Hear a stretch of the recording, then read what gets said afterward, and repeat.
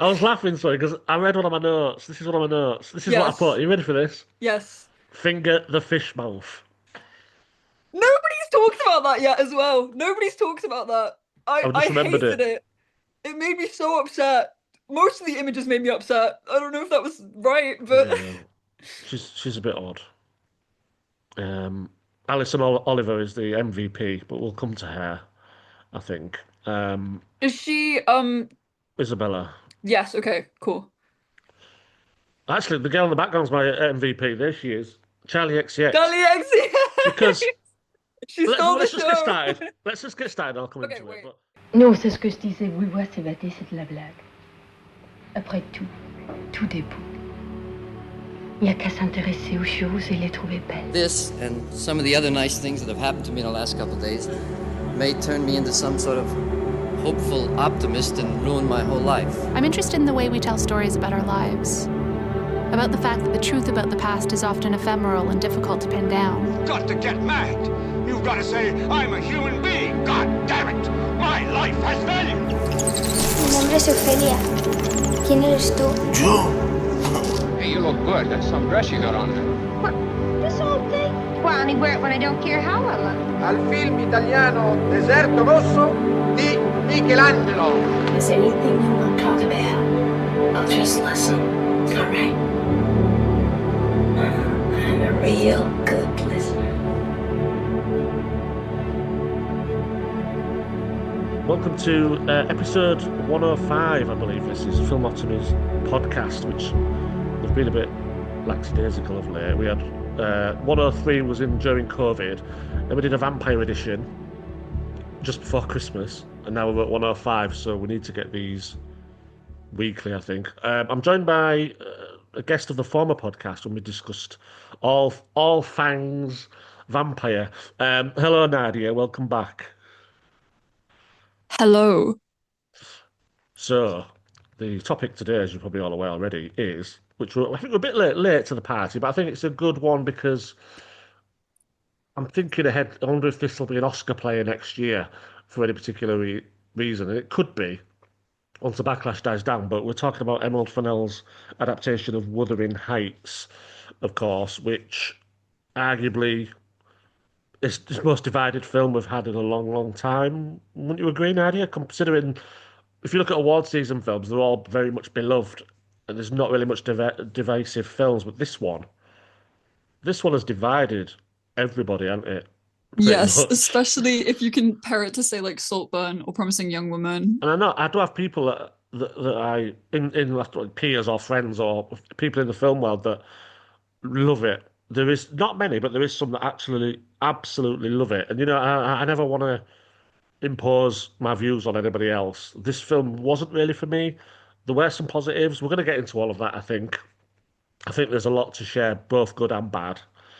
And I don't think it's a disaster by any sense of the imagination, but yeah, disappointing is what when I came out of the cinema, I was just disappointed. I wanted something a bit more, but I think the what do you call it, the hype of the casting and everything else 6 months ago already put it in a bit of a bad state anyway.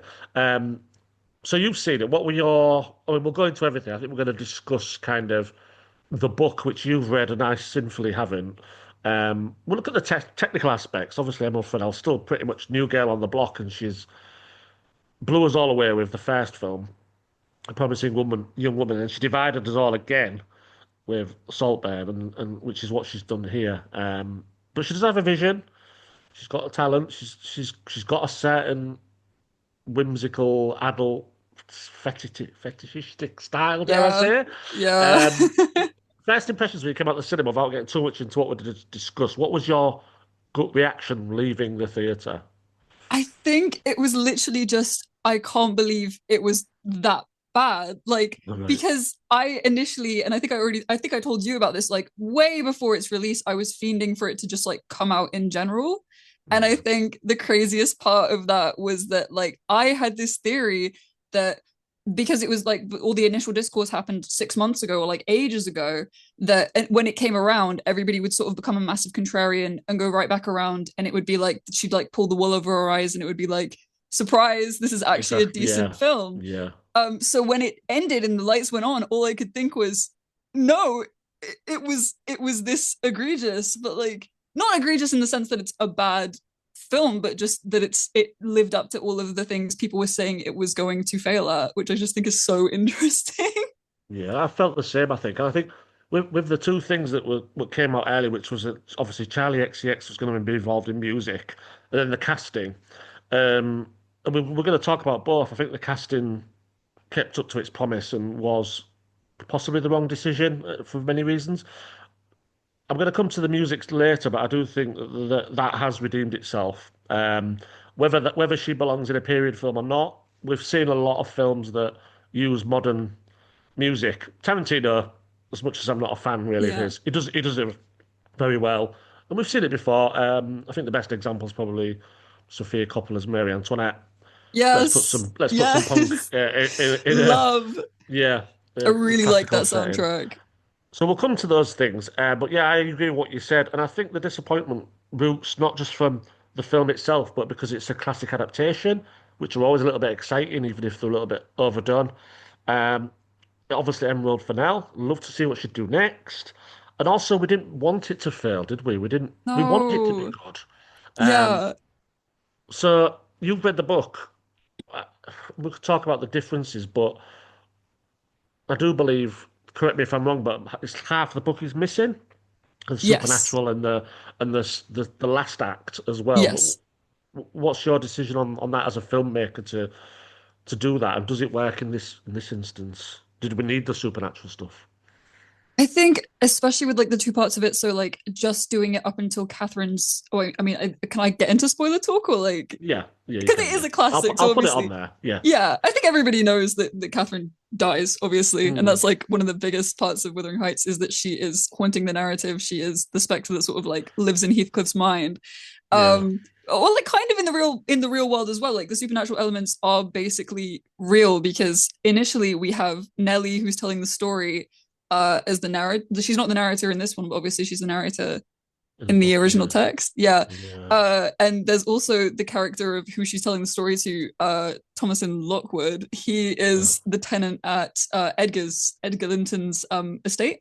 I think that's yeah, and he's initially there. What was I talking about? so is he the And narrator, Lockwood? Is he one of the narrators of the original text? yes, like Right. he sort Okay. of like also plays into that because Nellie is the one telling him the story and he's reiterating Nellie telling him the story. Yeah. Um, and due to that, I think he stays with his landlord, Heathcliff, and initially is visited in his dreams by Kathy saying she's been dead for 19 years. And that's yeah, and that's the first instance of the ghost. The ghost is also real. But that wasn't present in this film at all. And also like yeah, when you said that, it was really interesting that you said that about like, is it necessary to put both halves of the book in this film? I think it's actually a lot better to hone in on like one, especially in a film. I think with an adaptation, like it is also a better shot to just hone in on one specific section. And I mean, you can speak to this as well with the other adaptations. I do believe they usually do end at Catherine's death. Think so, yeah. Yeah. I mean, I think the Olivier one does as well as Yeah. the most recent. Do you feel that they're trying to be not over the years the people's perceptions of Wuthering Heights is that it is that romance, that steamy rural romance, and they don't realise the supernatural because they've almost, when we've adapted it, we've kept to that, and people don't pick up the book and go, hang on a minute, Yeah. I've got 50 pages left, and she was a ghost at the beginning, That makes so and much sense. and it is a shame, isn't it? Given that horror is now, I mean, it doesn't have to be a horror, but like horror, ghosts, etc., is like probably the most prominent genre now. It's made a massive comeback, and it would have been interesting. So Or yeah, I even don't just know why we yeah. don't have that anymore. So go on, you were No, saying. yeah, or even just like a lot of people, to be fair, one of the interesting things about the discourse currently is, like you said, like everyone being like, why is this book always misinterpreted as a romance when it could be interpreted as like so many other things? And people are getting quite black and white. Like I see so many takes that are like, well, this book is just about revenge, or this book is just about abuse, or this book is just about familial Yeah, ties. and horror and the supernatural, which I'm really glad you brought up because that was the thing that I was missing about it, is that it's got ghosts in it. It's a, you know what I mean? It's like it's a Yeah. vaguely terrifying, which is crazy because we know that Fennel can do that pretty successfully. Like she's good at making things seem scary, I feel like. Yeah, yeah, she's got like a stylistic thing about her that she seems to relish. She could have Yeah. utilized it in this. I mean, it is her film and her choice at the end of the day, but we'll come to her choices. Did you know Yes. that going into the film? Did you know there was no supernatural in it whatsoever? Did you know what you were getting yourself in for? Were you kind of, oh, I'm looking forward to that aspect? I thought it was a dupe. Like I said, like I thought they Yeah, were going to, I thought all the marketing because of like the Gone with the Wind poster and the bodice ripper like angle they were going for. I thought it was so ham-fisted that I was like, well, this is the thing you're going to get in there and it's going to be like bone-chillingly scary. And it's going to yeah, be like the craziest, like sort of U-turn ever. And I would have thought that was so cool. So that's why I was, yeah, so that's why I wasn't initially, I was assuming she was going to include it. It was very shocking to me to realize that she does think this is a romance, and not even just a romance, but like an erotic thriller, or like I'm not sure what she was going for, but yeah. something to that She's effect. she's famously said, hasn't she, that she based it on not entirely. I mean, she's a grown woman now. She's an actress. She's I think she's upper class. I think. Yes.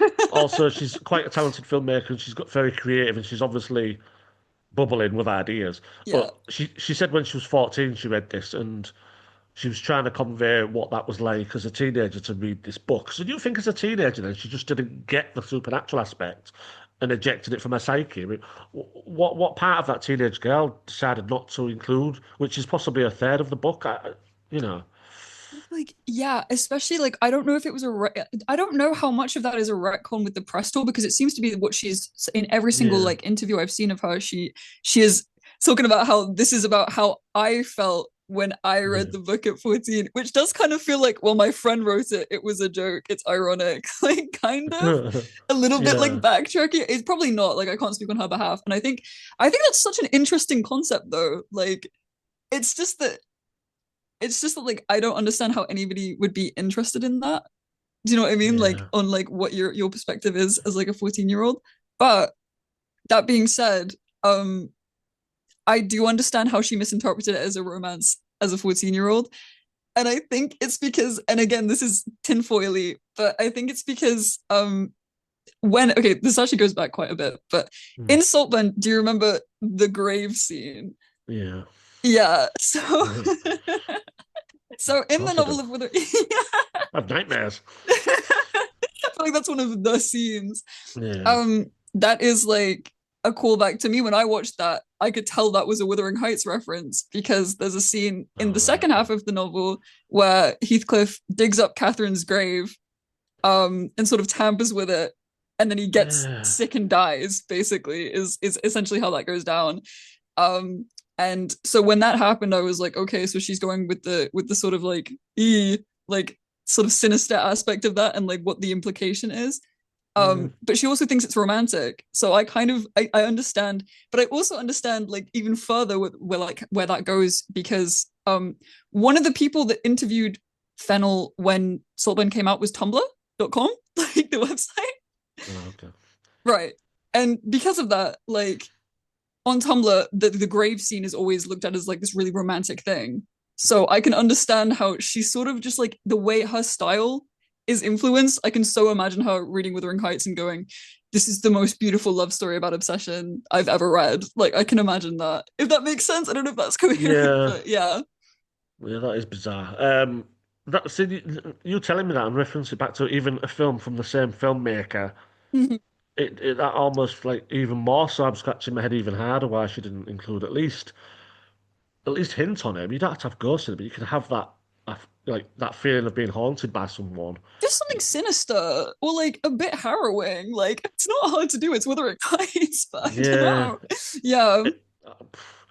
It, and when I'm being overcritical in my head, I'm thinking about this film, which I don't do a lot, but I do think about it a little bit. I have that.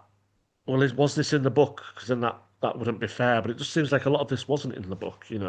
Um, but even how she dies is slightly different. Yes. And then it Yeah. goes on to have their children as part of the narrative. But in this, it's like, he pretty much gets on top of the dead body, gives her a few kisses, and it just becomes a little bit.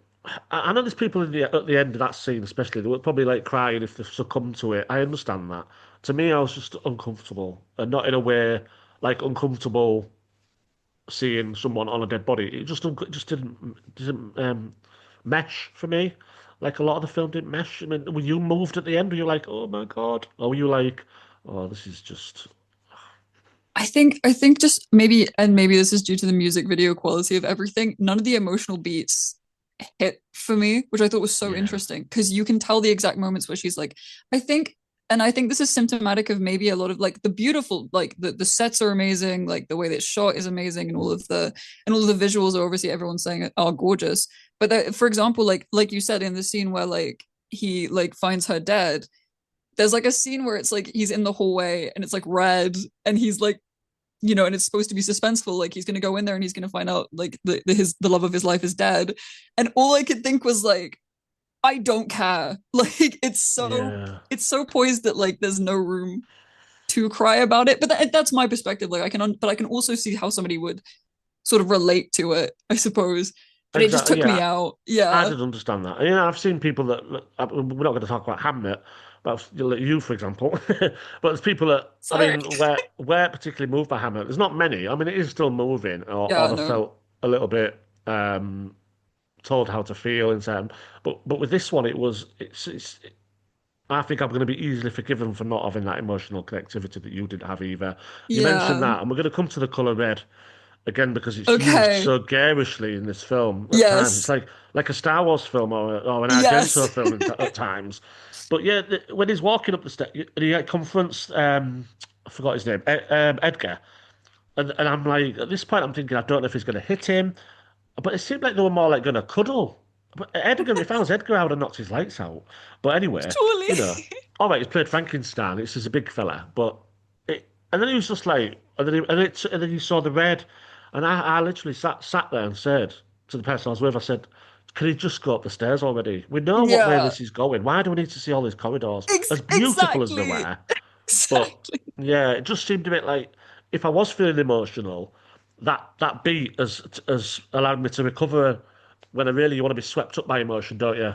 Yep. You've said it like literally exactly how I was feeling it. There was just something about the way it was shot and just the way it was paced. The pacing was completely off to Yeah, allow for that sort of like sinking feeling of like, oh no, I'm really sad for this couple. I'm really sad that this is about to happen.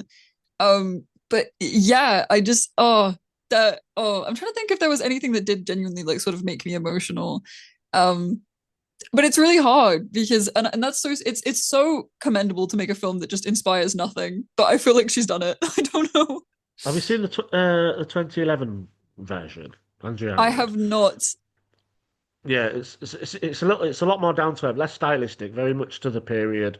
Very not I won't say faithful. I think it's probably as faithful as this one is, but it's she speaks with a Yorkshire accent for starters. Mm, She's excellent in it. He's really good in it. He's not a white actor, no. but also you do feel attacked. You see the actress, I forget her name, but you feel her emotion in that at certain scenes. There's conflict towards the end, obviously, and with this, I didn't just feel it with, and we'll come to the casting, I think, because I just didn't. Yes. I found him. He was a million miles away. We know he's a good actor. We know he's played Yes. Elvis, he's played Frankenstein, and he's been acclaimed for him. Um, and you know what? He's played characters that are not always likable, and I think that suits this as well. No, It of just didn't course. fit. And then hair. It wasn't even just about the age for me. It just didn't make sense. What was your views on the casting when you heard about it? And surely it didn't disappoint the disappointment that you felt. I was so out like that's the only thing that I feel like I was genuinely like I'm outraged, like I'm actually outraged. And a lot of people are Mm. like, but is it this deep? And it's like, yes, it is this deep. He needs to be a person of color. Like even I've seen, and I think I've seen most of the takes that suggest that like why Elodie should be still cast. And Yeah. my like it, which doesn't make any sense. I think maybe a lot of them have been media planted. Actually, I can't really speak on that. I don't know, but like No. there like for example there is some on TikTok I've seen where people are like, well, Bronte included racialized descriptions of Heathcliff because she's making the fact that he's a person of color synonymous with the fact that he's evil. So why would anyone want to include that in an adaptation? I disagree with that even having any relevance whatsoever, even if that is the case, because it's 2026. Like, you should be able to include a canonically like person, like a canonically like non-white person in a film and excuse and make it so that it's like politically correct. Like, I don't really understand why. I don't see a single reason why he's white. Like, I don't see a single reason. And on top of all of that, what I hate the most is her defense for this casting is that she's like, well, I think there should be 1,000,000 adaptations of this film, and this is just my own. So if somebody else wants to pick up the sort of like the responsibility and cast a different Heathcliff, they can. And it just speaks to like this massive level of dissonance where she doesn't understand it. Getting in the room in the first place is near impossible, let alone putting down, I want a non-white actor to play one of the lead romantic roles. So didn't like that. No, I think she understands. I think she's just not. It's almost like there's a lot of questions about Gaza and the world to film people at the minute, and they're avoiding it like the plague, which is really 100%. disappointing. And she's avoiding that like the plague. I mean, she said something like it's about personal connection, and she didn't even say I. She was almost like saying people will connect to it in different ways. Well, that doesn't really answer the question. We're not calling you a racist, and even, you know what? No. I think it's what she describes as a dark-skinned gypsy or something. Mm-hmm. And it's more about class than anything else. I mean, Emily Bronte might disagree, but it has been interpreted now as a class thing, which creates a lot of the conflict, and that's completely omitted from the film, just purely by the casting, because we don't know why the dad's horrible to him. We don't know anything about his family. That's He literally just comes it. to live with them, but we know that he's not good enough to sleep in the house. He has to sleep in the barn and be treated like an animal for what amounts to probably a decade and a half. Mm-hmm. But the book's like 3 years in it or something. So it's like, I, don't, I It just is, think, yeah, 100%, because I think without him being othered as a marginalized person, nothing functions in the novel. And a lot of what makes the novel just so wonderful and so complex is the fact that like you need that added layer of this guy has been so ostracized by everybody that obviously like he becomes completely and utterly deranged. And also the reason why like he gets rejected by Catherine in the first place is literally because she cannot like societally be allowed to be in that kind of relationship. Where in the film it's more so like, oh, my dad is bad. It's so interesting how much it's a bit like Theseus's ship, like the amount she removed made it this like crazy contraption that made no sense and was just like, it is a film, but is not Wuthering Heights, which is like, and it needs that, even if you don't have a backstory for Heathcliff, even if he just arrives as a boy like he does and he just stays with them. I can understand that because, and my hat's off as well to the casting of the children. I thought, oh yeah, although she's not blonde in the book, but I thought the young girl, I forget her name, she was excellent. He was really good. Oh, he's brilliant. As well. I would have watched them for another half an hour. I was almost like when Margot Robbie turned up, I was a bit disappointed and all droopy eyes as a homeless person. It just kind of got a bit. I really like that. Charlotte, she's called Charlotte Millington and Owen Cooper.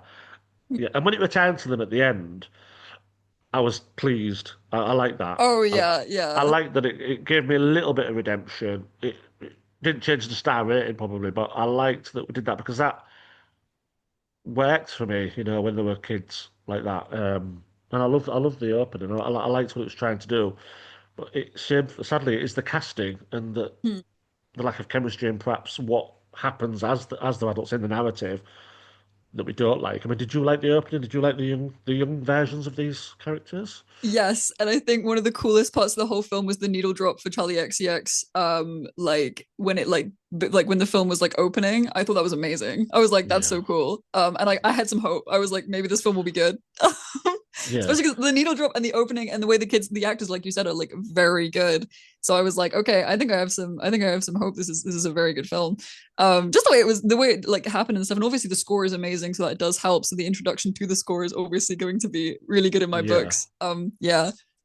Yeah, I think because our perception, if you hadn't read the book, our perception of that and Heathcliff, because he was quite dark skinned, the younger version, I thought, and there was something gypsy about him, if we're going to quote the book, and she was very, um, her face was very like mischievous. Like, it was a good Kathy, and she had the flushed cheeks, so there was almost already this heat, which I really liked. But then, as it didn't just didn't translate into the adult version, she tried with the back scars to do the transition. Just didn't work for me. Then she burst in it. It was like a pantomime, wasn't it? Yeah, yep. Such a And shame, I really. think it's interesting because I can see what they were going for. Like they really want to make Mm. her like unlikable because she is unlikable. She's very annoying in the book, which Yeah, I personally really enjoy. I really like that these characters just suck as people because it's very true to form. yeah, But like yeah, the kid especially like she needs to act very bratty, but like as many people are saying, she's taken it to this extent where it's odd. It doesn't sit right because of uh, just either it's because of Robbie herself or the tone. That was just something kind of odd about like this sort of outlandish like. And again, a lot of people are saying it's about the age thing. I personally don't really care about the age thing. I think age blind casting doesn't really. I mean, it kind of took me out, but like not that wasn't the thing that like I found egregious about it. It just wasn't the right fit. I feel like. yeah. I think yeah, yeah, I remember when people saying that she's in mid-30s, and because I didn't know a lot about the book, so I was like, okay. And on face value, I was like, yeah, I can see why people are a bit annoyed, but having watched it, I think the thing I thought was that they do act like teenagers, though they do act like non-fully developed adults, which is why maybe it doesn't work. That Oh yeah.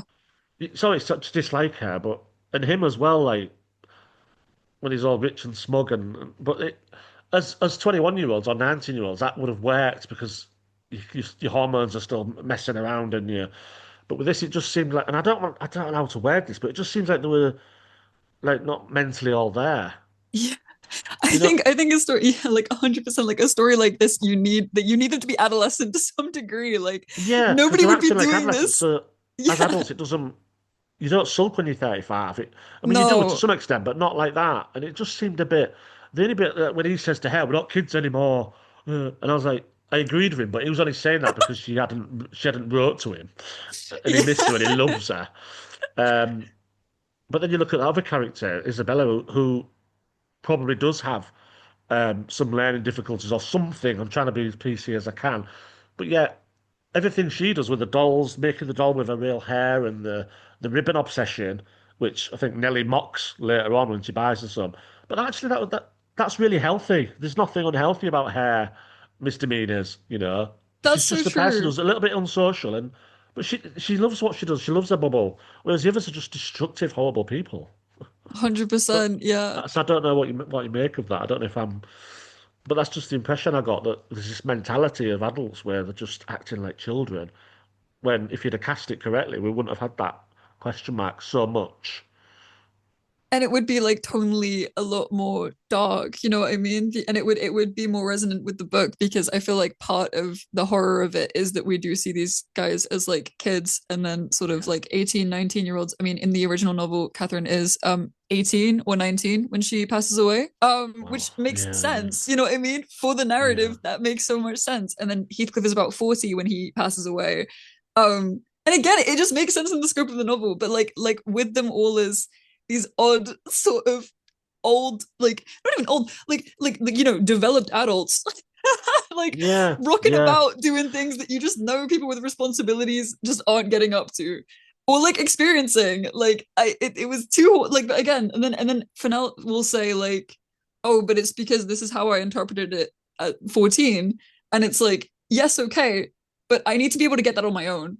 She must have interpretations must have grown with her over time, and Mm. that might have really benefited her. But as I said, there's people that love it.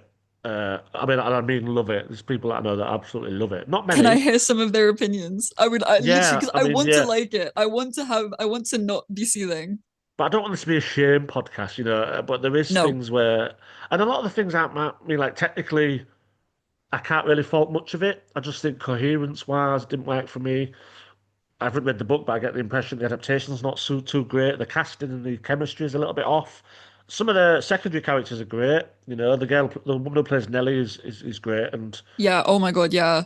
Alison Oliver as Isabella is probably the best thing in this, especially at the end where like Emerald Fennell really goes BDSM and like let's do this, and it's Several like people walked out of my theater.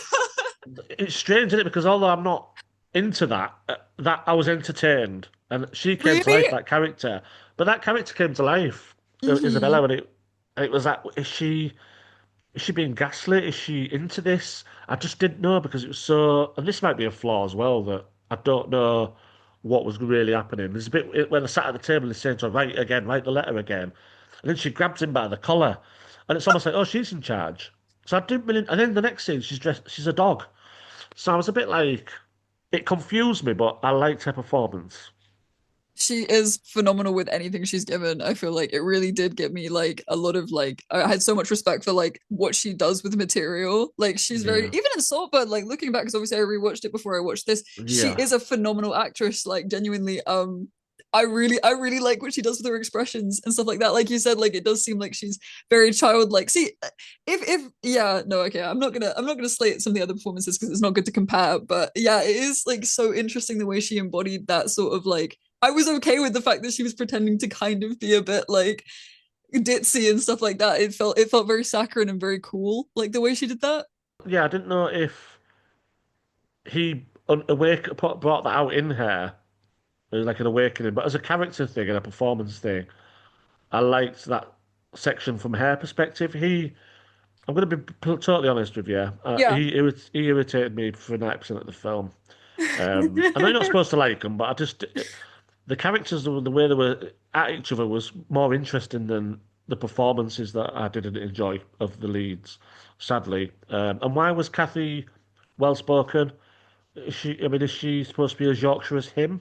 I, Yes. I yeah, feel like so yeah, there's no reason for her to not have an accent from the Yorkshire Moors. I really don't know where she would learn to speak like that or why or other than the fact that the film crew I don't know. Like I really it really did baffle me. I was like it was a bit odd.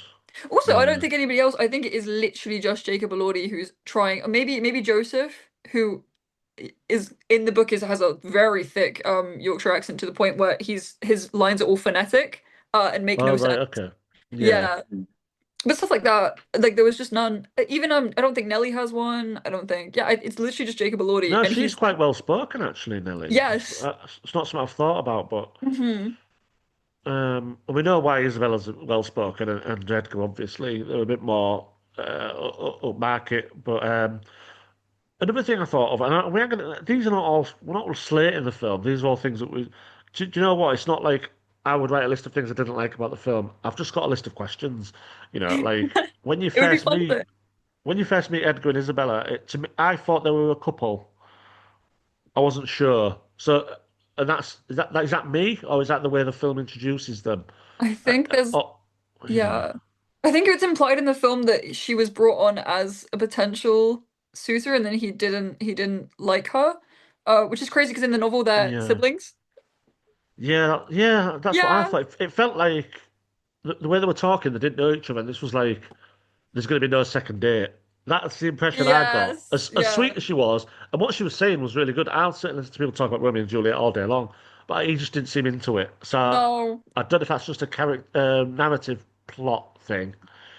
Um, I guess it services the romance angle a lot as well because it's sort of like it makes it more sort of like relatable I suppose rather than like horrifying which in the initial novel it is because there's a lot of like but like the familial angle is obviously very yeah. strong in the novel and I guess it made more sense in this one to keep it like as like oh and there's like another romantic sort of like opportunity that's That's what I like thought. Yeah, as a plot device, mhm. which kind of works. Like he's Yeah having a bad day, and then Kathy trips over and it's like does a oh I need comic to entrance, stay meet cute. You know, yeah that makes sense. But it seemed odd that I thought that maybe are they, what's their relationship? So I don't want to be sat watching a film trying to figure out what relationships are. It should that's so sort of feed true that to you, or yeah. yeah. But anyway, I don't know. Um, but performances wise, yeah, generally as much as the characters were, the acts were a little bit odd. some of the performances were okay. You know, even the two leads were okay. Yeah. Um, but my highlight was the girl who played Isabella and the two kids. And Martin Clubs as the dad was having a bit of fun as well. I He thought it chewed a bit of was scenery. he's Um, acting. He was he looked like he was like, "Oh yeah, I'm going to have fun with this," because he was not a very nice man, but he was also he had glimmers of love and he was funny in parts. Like when she kicked him, I thought that's a bit because that's not you abandoned him and didn't won't give him money yeah. and you haven't neglected him, and although he is a drunk, but you're going Do to you kick need him to when he's dead. It's a do we bit, need to hang get on. violent? And then she says it to Heathcliff, and he's like, "Oh, I would have punched him. I would have done it two more times on my way Also, to shops." I don't know. Jacob Maloney wishes. Nice. But at least Jake Um, Lloyd was having a go at the accent because he's very, very true. Australian. True. So That is so true. And it's a hard accent. Well, I mean, from my experience as a Southerner, I do feel like it's a hard accent to emulate. Especially if you're not yeah, British, that's crazy. I can't do the Yorkshire accent most times. I try and do it. I try and break out of it if I can. Become more Australian, if anything. It's weird. Um, I think but yeah, no, on the topic of the accent, no, on the dad actually, sorry. There was this yeah. scene in the movie where again with the visuals where like he dies. I think it's when he dies and he's like drank himself to death and he's like and suddenly there's these piles of green bottles and Oh it's like the yeah, light is reflecting off of them and I was like, Emerald, that's it's yeah. also That was a strange perfect. one. Do you know what I mean? That was one of, and again, she can do what she wants. It's her money, her film. Of But it course, just seemed like yeah. stylistically a strange choice. It seemed like we were in an art gallery or something. Like some, Yes, oh, you see yes. this new sculpture? It's made out of. It just seemed too neat. It seemed too Yeah, for an two alcoholic. piles, but it'd just be all over the place, wouldn't it? Because everything else was chaos. It was like everything was chaos, but the bottles were neatly, and I don't think bottles would Yes. stack like that, would they? No. I don't So know. that was interest. That was an interesting choice. Yeah. But again, like a lot of this is from I think a lot of like when I think I'm like so obsessed with like how much I dislike this adaptation because I'm just so jealous because like that is like Yeah. my dream. The idea of being like, oh yeah, I'm gonna make a film based on like how I interpreted a novel as an adolescent, like reading it for the first time. I'm like, that's such a cool opportunity. Yeah, it is. And Yeah. yeah, and I wanted to speak more about like the adaptation side of it and stuff like that because I have a question for you Oh about that. God. Go on then. Yes. What is your opinion on unfaithful? Does an adaptation from any other source material other than another film have to be faithful? Or Right. like, yeah, Yeah, um, this is a tricky one. it is a very Yeah. maybe it's yeah. No, I think so. I'm thinking of a film actually Emerald Fennell's quoted as being inspired by, Mhm. which was The Handmaiden, which is based on a British book called Fingersmith. Right. Um, and that was a very that got a bit of criticism for adaptation because it changed from England to like Korean history. Mm. But so that I understand that, and directed by a man, not giving the woman's gaze and all that stuff, and then changing certain things. But in that particular one, and I'm a big fan of this film. There is a lot Yeah. of things that are similar. Like the gloves are really important. He keeps that. There is weird sex scenes in that and Yeah. hinted at, and he gets that. Although maybe he does exploit that a little bit in the film, with becomes more erotic than the book. But yeah. But some That's so adaptations. interesting.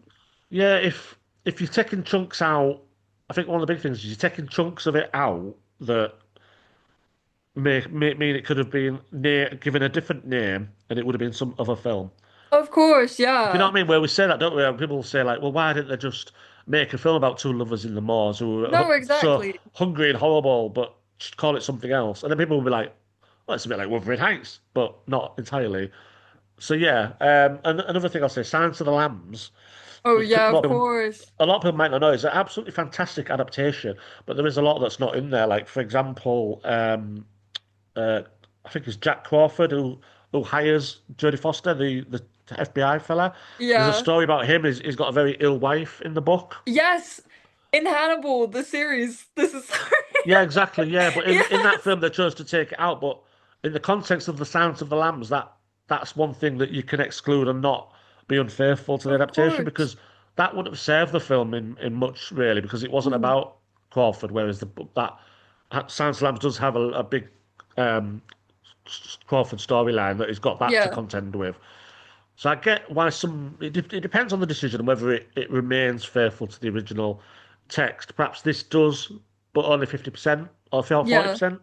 So it's where you draw the line, really. I don't know if that answers your question at all. I think that 100% answers my question. Yeah, Especially because it's like something that I've been thinking about a lot because another very unfaithful, not very, but like partially unfaithful adaptation is obviously that came out this year was Frankenstein, and I personally love that. And yeah, I've also read that book, so it is interesting that I've picked and chosen sort of like, but I think it's different because you can tell GDT loves the original novel. Like he loves it. So him adapting it, I don't feel like he's disrespecting it, but I don't know about this one, you know what I mean? And I also think about have you seen Charlie Kaufman's adaptation?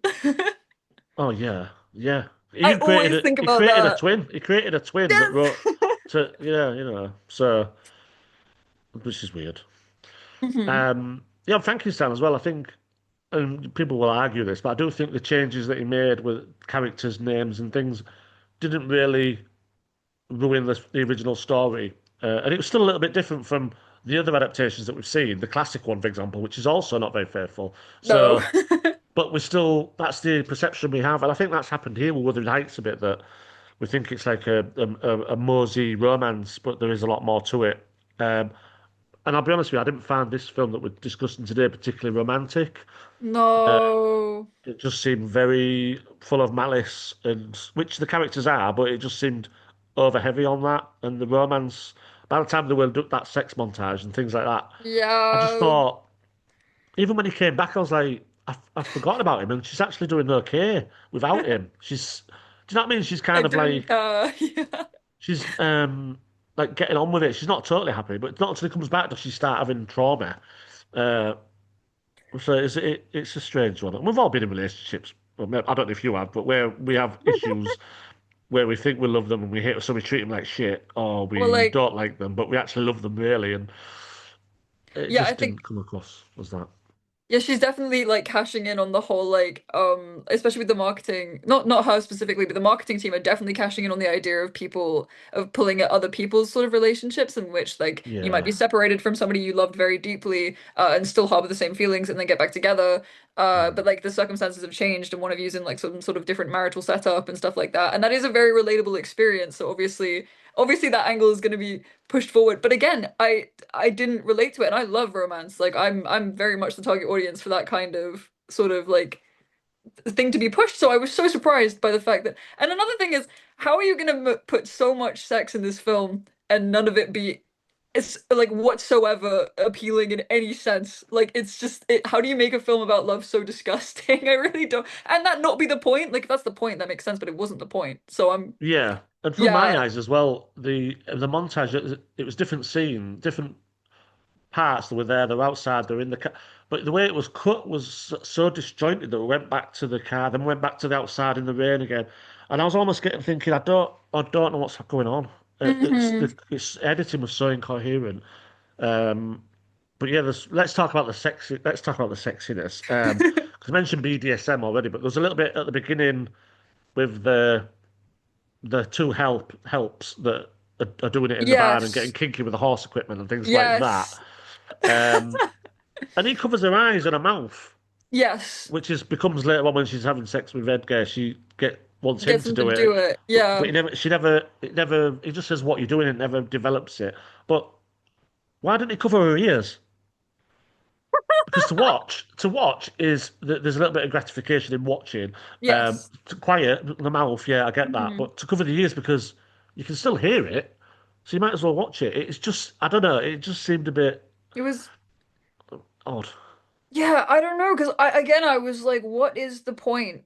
I like what is the point? And I can understand like with a lot of erotic imagery and stuff like that there is no point. The point is that it's supposed to just like make you feel like, "Oh, okay." Or like something like that to that effect with like the visuals and stuff like that. But every time I saw it I just thought this is taking me out of I'm getting existential. This is taking me out of the idea of people together. Do you know what I mean? Like Yeah, I I think don't the know what idea it was that it was reminding her more so of their sexual attraction, that she had these urges, that she should, It was almost like saying, Because "Stop controlling your ages. Look, these two are at it down there. They're mm, you know they're underpaid and overworked, but they've got time to fool around with horse right, equipment." right, Um, right. but it just seemed like they were trying to sense. He was trying to censor her a little bit, but it was like Hmm. holding on to the sexual edges. So I get why, just didn't quite work for me. Just didn't It was like know. the equivalent of being caught masturbating, I suppose. Do you know what Which I mean? does happen in this film as well, and that I Yeah, almost checked out. which I don't want to On be a crude cliff. for our young viewers, but Yeah, yeah, sorry. but it just Nothing. felt like a bit like that. Like, oh, don't look, mummy and daddy are at it. Oh, okay, Just but but like yeah, just on the when she goes out onto the like she goes to the crag and she like is like literally I mean I don't know how crude I can be on the cliff. I was just like oh yeah, it's just that, yeah. no way. I was just like But no then way. before that, yeah, because after I don't, is it before or after that where it cuts to the slug on the window, but it looks like Oh my a God. cross between a flat fried egg and maybe some sexual Again. residue. I don't know, but Again. and then the kneading of the bread, No. and then he walk, yeah, that's it. He walks in, and she's, I don't know if I've got the order right, and he walks in, and I she's think like, this is "Oh, are you okay? I'm a bit flustered." yeah. Yeah. She's making that bread in a weird. I half expected a maid to like bite into a juicy peach or gratuitously dip a sausage in some creme Yeah, fraiche. like how far does it go? How far does this go? And again, like I don't need to. I don't know. It really didn't work for me. It made me feel so ill, and I don't know if that's like the point, but like it made me feel so disgusted. And I was It didn't like, if merge well, did it? no, and I'm like, No. if they're trying to buy in the sort of romantic crowd that like is really big right now and really enjoys like that kind of like really enjoys like smut and stuff like that, why Yeah. would you make your film disgusting? I just don't really understand the again, it's like which one do you want to be? Do you want to be like shocking and outlandish with the eroticism, or do you want it to be like appealing? Because it's Yeah. doing neither, so I don't know And you what's can do it subtly. I can't think of a of film now that course. you can cut between something and then the next scene. There's a Sister Wives does it Oh where yeah, of course, yeah. she's talking about something about getting blah blah blah, him getting married and not having sex, and then cuts to hair cutting a aubergine in half. Yes, So yeah. it implies that, well, it's not his, but it's implying that's But it was the bad. woman Yeah. expressing it by. But that's yeah, but this didn't do it like that. I just felt like, oh, now here's some imagery. Uh, it was like a BBC educational video. It was a bit weird. It lingered too long as well, like certain scenes to do with like just like, oh, it's kind of like innuendo. It's like I don't like again, why are we because again, like the camera work is fun, like I understand, but like I I And then don't the want to fish, look at this. there's a finger in The the fish fish. mouth as well. There's that fish inside there, and she's poking it, Oh, it made me so sick. and that's obviously she's thinking about him. And so I get why we're doing it. I get what it all means. I get the imagery, but it just seemed a bit. And if she's done it at the table while they were all talking, it's like, Oh yeah. and they didn't even notice. What? Come on. And the fact that it happens and it's supposed to be like she's thinking about him, I think everybody's confused. So I mean, I totally get why. It just didn't. It's not cohesive, and we've seen films do it 1,000 times, like imagery. But that was like blatant. Like you're at a dinner table. Oh, you're not really involved in the conversation, but they are present and they can see you doing this. But they don't see her doing it. I think he asked her a question, doesn't he, Yes. about hanging or something like that. And I don't know. Yeah. It just seemed a bit like so you're obviously engaged in the conversation, but you don't know what she's got a finger in this fish. No. So it makes you question their attention spans and things like that. But anyway, we're picking. One thing I did like was the bit where she gives her the book, the friendship book, and she opens it. And there's like a rose, which is Oh clearly yeah. a lady part. And then Mhm. oh, right, I'll turn over, and it's a big, massive, Yes. protruding mushroom. Yes. I thought that was funny, and that was like she can't escape it. I like that moment about it, and that was more That was subtle. Not no, it clever. wasn't subtle actually, but it was yeah. But it didn't work as badly as the slug, for Yeah. example. It was the right amount of like ham-fisted and sort of like tongue-in-cheek kind of like, oh, it's bashing you over the head, but like that's what's funny. It was self-aware enough, I Yeah, because think, it was from compared to Isabel as well. She didn't. We yeah. think she's clueless about that thing, and she's like, "Oh, I remember when we went into the garden?" And it's like she's like, "That's Yeah. not what I'm thinking about at this moment." But yes, I do remember. Also Yeah. the yeah, I think a lot of the costumes are really interesting as well. That was another thing I quite liked. Yeah, There, I mean, technically, yeah. yeah, I mean, interesting because I've always quite liked period pieces that kind of mesh across sort of like modern interpretations, like anachronistic in a way, a Mm. bit like you already mentioned Marie Antoinette, like the Converse, like stuff like that. Like that's kind of cool, I guess. Yeah, yeah, Mhm. yeah. Yeah, I think the sets were really nice. The costumes were really good. Didn't really, a lot of it didn't fit into the what we know of Wuthering Heights or any period film because it came from. Yeah. I get the difference between rural and urban. Like he lives, well, he's pretty rural anyway, but he lives in a mansion. He's rich, but Hmm. it's like the contrast was too much. I mean, remember that red floor? As gorgeous as Yes, it was, it was a the red bit like floor. Suspiria, you know? Yeah, yeah, yeah, yeah, Uh, 100%. so as much as I like doing that, I made other references. I don't know. Was she going for that? Does she is she going for horror thing? But we're not. So the No. costumes and sets were pretty fantastic, and obviously a lot of the budget went on that. But I didn't. It didn't really make sense in the context of what we were watching. Because yeah, and I think it's because I think what this film would have really benefited from was like a concrete theme that isn't like feelings based because I understand it's about obsession, Yeah, or it's about the romantic feelings involved.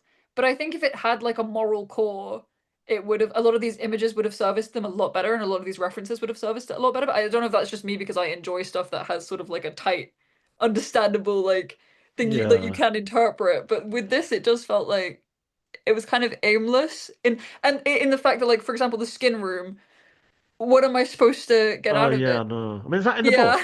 That's not in the book, is it? No, in the book I think it's briefly mentioned and I'm not sure, but I think it's briefly mentioned that she does have a skin room, but the skin rooms were more Right. so like a cupboard that you like sleep in, like a type of bed. It was called a That even skin had room because it was like very a freckles on it and everything, didn't it? He oh really went. And then later on, Heathcliff licks it, doesn't he? He licks the wall. I don't know. I don't know. So much It's just, licking. There was so much it's, licking. yeah. But if I was convinced that I don't know if it's about chemistry, if I was convinced they loved each other, if I believed it, I think I would have got a whole lot more out of the film, even with its flaws or questions that I have. I think Oh, I just 100%. didn't believe it when they're on the floor and he's telling her that he loves her, and he says it about three times. It just felt like he was saying it, and he didn't believe it. He's Yeah, like, he's trying "I to love convince you." It himself. sounded. Do you know what he sounded like? He sounded Yeah. like Jon Snow from Game of Thrones. So true. I thought he was going to leave at some point to defend the wall, but I'm taking the piss now, obviously. But yeah, I just didn't. I know there's all this the repelling each other. That's the part of the whole Heathcliff Cathy relationship. Leave me alone. I don't love you. Well, I do, but I'm not going to tell you that. Yeah. But I just didn't ever believe it, sadly. So when then the sex and all that might have been better for its audience. I know some people have fallen for it. That's fine. Not I didn't, sadly. And I love a I'm good. so I yeah, I but love to I'd be love to swept hear up them by it. You a know. 100%. That's the most fun part. I really do want to hear more from people that like legitimately have watched this and been like, nah, it's done what it set out to do. Because then maybe I'd have a different perspective. But I think because overwhelmingly a lot of people are saying the same things about the fact that it just didn't resonate and there was no chemistry, it's just like, Yeah. Maybe we should have yeah, brought someone on who loves it and see who can convince the other. But I don't want to be yeah, doing that. I'd like to hear what people liked about it, and it's good that people get something from it, and it's not a total disaster. It's just some things were weird. We'll come to Nelly in a minute. I know we don't have a lot of time, but we'll come to Nelly because that's a strange of character course. arc. Yes. Probably the weirdest because she's almost turns into Darth Vader towards the end. Um, but there's a couple of things I really like. There's a bit with the eggs, which Oh my he God. puts the eggs in the thing and he sits on them. I didn't like the bit that he started massaging them. I didn't understand that. But then later on, he does it to her, so you know he's back. I thought that was a good plot trigger. I thought I liked that because that took her. That was nostalgic for her. Yeah, That's all I liked about that. I don't know why he massaged the eggs. And there's a couple of other things where it linked back, which a lot of films can do. I thought she did that well. But yeah, Nelly, are we supposed to like her? Is she? I know she, as a friend, as a child in the film, Kathy abandoned her for somebody else, and then was quite mean to her. yes. But did she? I mean, it wasn't. Why did she become Darth Vader? I don't I I don't know. I think I thought it was because of a very well-known theory about the initial Wuthering Heights text, which comes from an essay that was written. I think it was an essay. I haven't read it yet. It's on my to read list. I'm very excited to read it. It is about like how Nellie is the real villain of Wuthering Heights, in Oh, which, right, okay. spoiler alert, she's not. But like it's because she's like originally the overseer of everything and the unreliable narrator. So I can imagine that in this version, that's why she's supposed to be so morally ambiguous.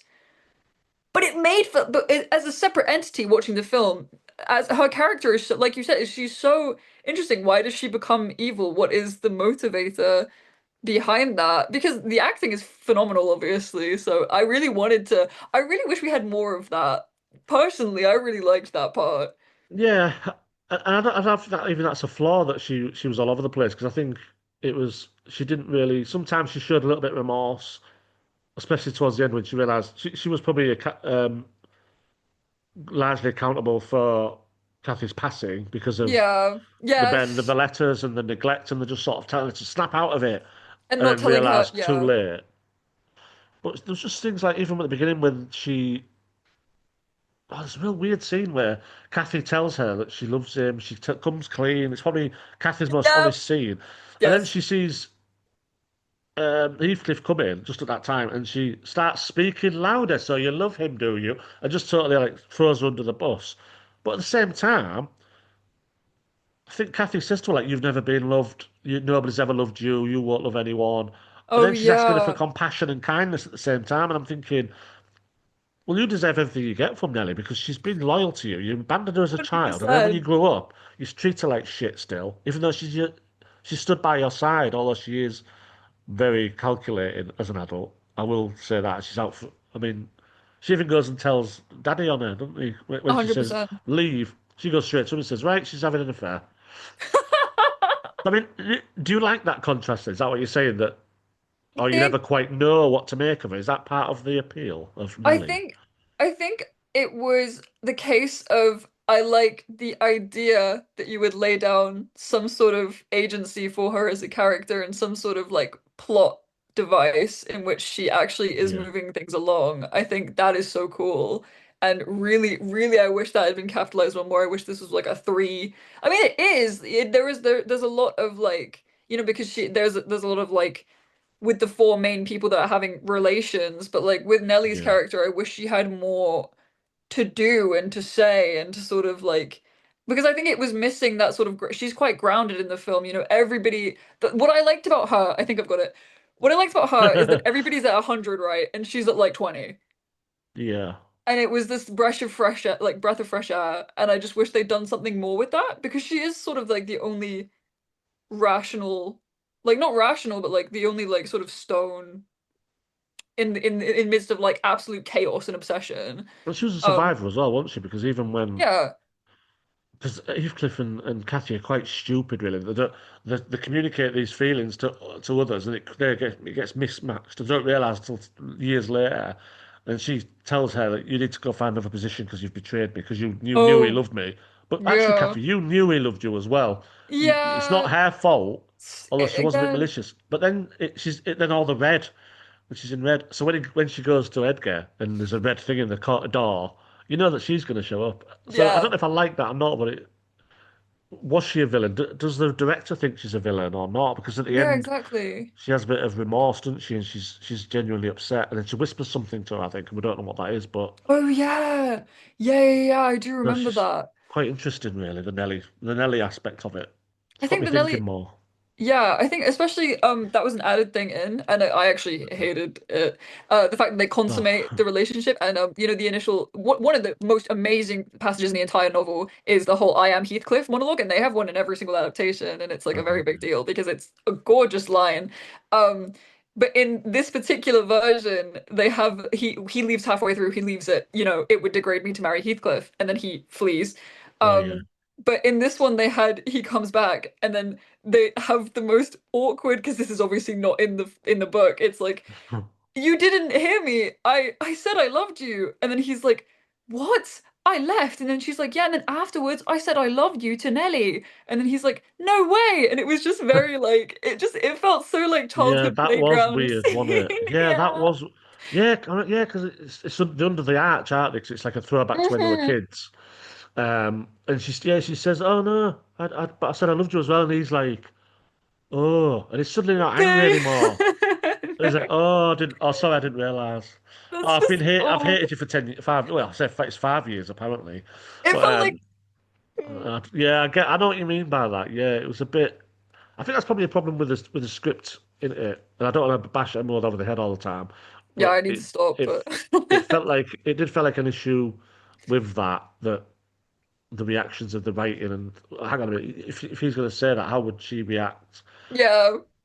And how Yeah, do I know we what you do the mean. gateway into the rest of the I guess it is necessary because you need the gateway into the rest of the film, which is all centered around the fact that they need to have sex. So obviously Yeah, and that was like the obviously triggers. Yeah, because he came back, yes. didn't he, and said, "Kiss me again, and we'll be damned," and or Yeah. whatever he says. Yeah, of I can't course. remember, but yeah, I Yeah. shouldn't be mocking him really because he speaks like me. Um, I feel like that's the only reason you should be allowed to because this is your this is where you live. I should have played him. Oh, no, I'm far too old. Yes. I could have played him in the second half of the book that's not in the film, where he's like Yes. 40. Well, Um, it doesn't matter because Margot Robbie's already in the age bracket, so they clearly yeah, don't care. she's almost there. Yeah, but yeah, some strange choices. There was another thing I'm going to mention, and a lot of this is silly stuff. You know, when she goes to the house first, Yes. she sees it over the hill. Oh, and she just gets there straight away. But at the end, when she's dying, in between losing the baby, I believe, having loads of sweats, having the leeches on her, and Oh my God, that. Heathcliff's riding on his horse to get to her, but it takes him all that like almost like a day on a horse. Yeah, yeah, that's And it so cuts to her in true. the next scene, and then the next scene she's got leeches on her and she's almost dead. I'm thinking, what route is he going? Because she just But they're walked straight there. neighbors. Yeah. Uh, so that was like a time thing. I was a bit distracted by that. And then he was there, but that was like her imagining he was there, and then he was still on his horse. And I was like, oh God, it's just thrown me out the Yeah, narrative. that was so crazy. Again, Uh, another reason why that scene didn't really play out how it could have definitely played yeah, out. you know what I mean, Um, don't you? Like it seemed like he was riding for a long time. that was also a very Byronic image. I feel like 'cause she kept saying about how he's supposed to be like this like romantic. I don't know. I thought it was really funny, the I'm horse. sorry for doing that as well. Maybe I need to cut that because I probably look like a moron. But No, it's fine. it just seems strange, really. But I yeah. confused film. But again, if it works for people, it works for people, and I really wanted to be one of them. I'm so upset, but Some other big positives. The photography was great by Linus Sandgren, who obviously won an Oscar for. Did he win the Oscar for La La Land? I'm sure he did. oh, did he? No But he way. did the photography, and there's some great photography in this. Yeah. Especially scenes where they're waiting for each other. Really memorable photography, and they've obviously gone all out there. So I liked that. The music was good, as you've mentioned. Yes. I believe his name's Anthony Willis, but I know Charlie XCX did a lot of work as well with I can't remember what they're called.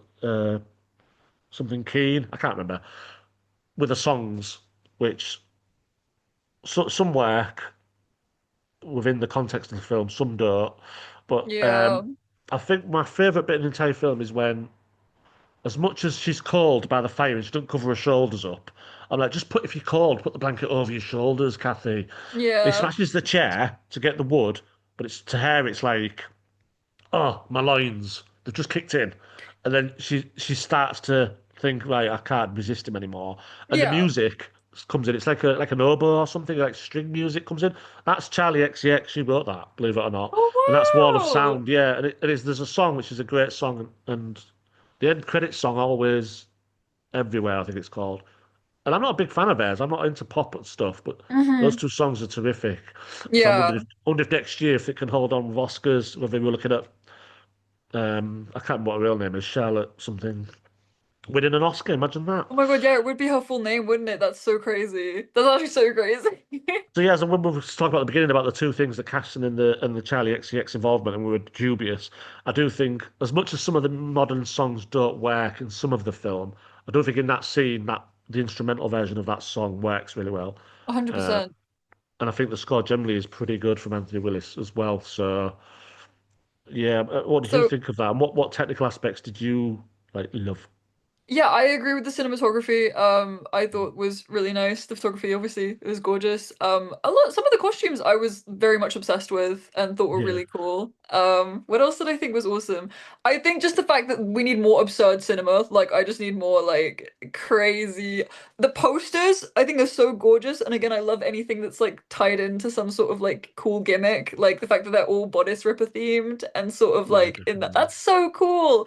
I really love when something is so coherent in that regard, so that was like really sick.